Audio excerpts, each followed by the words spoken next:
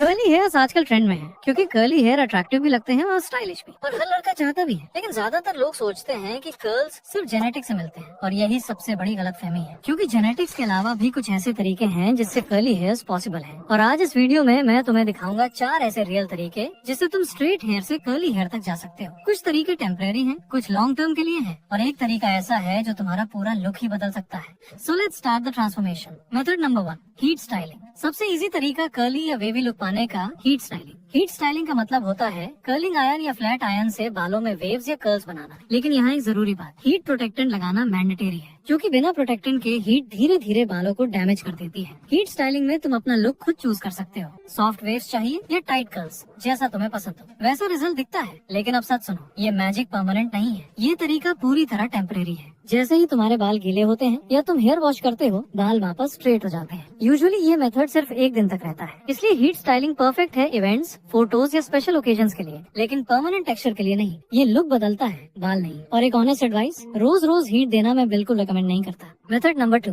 पर्म। पर्म एक chemical treatment होता है जो बालों की स्ट्रक्चर बदल देता है। ये स्ट्रेट हेयर को वेवी या कर्ली बना देता है। जो बाल ट्रीट होते हैं वो महीनों तक कर्ली रहते हैं, हाँ महीनों तक। लेकिन एक इम्पोर्टेंट बात समझो, जो नए बाल स्कैल्प से उगते हैं वो स्ट्रेट ही होते हैं, क्योंकि जेनेटिक्स तो बदलती नहीं। इसीलिए पर्म को सेमी परमानेंट कहा जाता है। तुम कर्ली हेयर्स रख सकते हो जब तक काफी स्ट्रेट हेयर ग्रो ना हो जाए, फिर डिसाइड करते हो कि दोबारा करवाना है या नहीं। तो हाँ, पर्म सबसे इफेक्टिव और सबसे लॉन्ग लास्टिंग तरीका है कर्ली हेयर पाने का, लेकिन इसके साथ रिस्पॉन्सिबिलिटी भी आती है। कर्ली हेयर जल्दी फ्रिजी हो जाता है, इसलिए केयर बहुत जरूरी है। लीव इन कंडीशनर चाहिए ताकि कर्ल्स सॉफ्ट रहें, डिफाइंड रहें और हेल्दी दिखे। केयर नहीं करोगे तो कर्ल्स ड्राई और मेसी लगेंगे, केयर करोगे तो स्टाइलिश और प्रीमियम दिखेंगे। पर्म सिर्फ बालों को ट्रांसफॉर्म करता है, लेकिन वो कितना अच्छा दिखेंगे ये केयर डिसाइड करती है। मेथड नंबर 3, सी सॉल्ट स्टाइलिंग। ये तरीका परफेक्ट है अगर तुम्हें वेव चाहिए, बिना हीट और बिना केमिकल्स के। सबसे पहले बाल गीले करो, फिर टॉवल से सुखाओ। इतना सुखाओ जब तक वो ड्राई ना हो जाए, सिर्फ हल्की नमी रहनी चाहिए। अब सी सॉल्ट स्प्रे लगाओ और हाथों से बालों को स्क्रंच करो, फिर नेचुरली सूखने दो। सूखने के बाद थोड़ा सा टेक्सचर पाउडर या हेयर क्ले लगाओ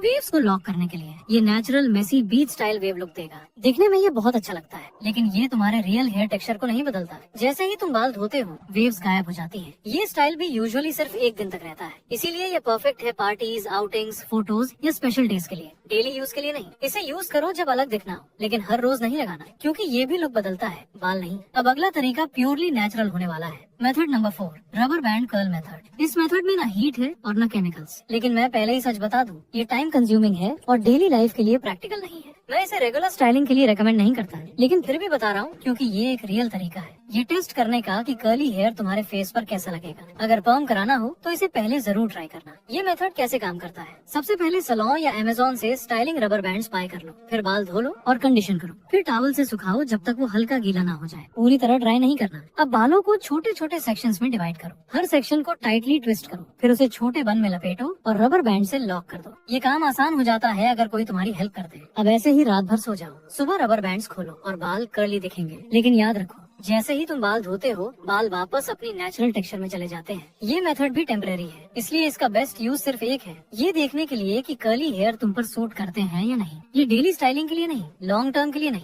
सिर्फ टेस्टिंग के लिए है, क्योंकि ये लुक बदलता है, बाल नहीं। स्ट्रेट हेयर तुम्हारी लिमिटेशन नहीं है, ये बस तुम्हारा स्टार्टिंग पॉइंट है। जो मेथड तुम्हें सूट करे वो पिक करो, टेस्ट करो और अपना लुक अपग्रेड करो, क्योंकि अपीयरेंस में छोटा सा चेंज कॉन्फिडेंस में बड़ा चेंज लाता है। और याद रखो, दुनिया तुम्हें वैसे ही ट्रीट करती है जैसे तुम खुद को प्रेजेंट करते हो। अगर इस वीडियो ने तुम्हें जरा भी हेल्प की हो तो चैनल को सब्सक्राइब करके हमारे साथ जुड़ना ना भूलना। और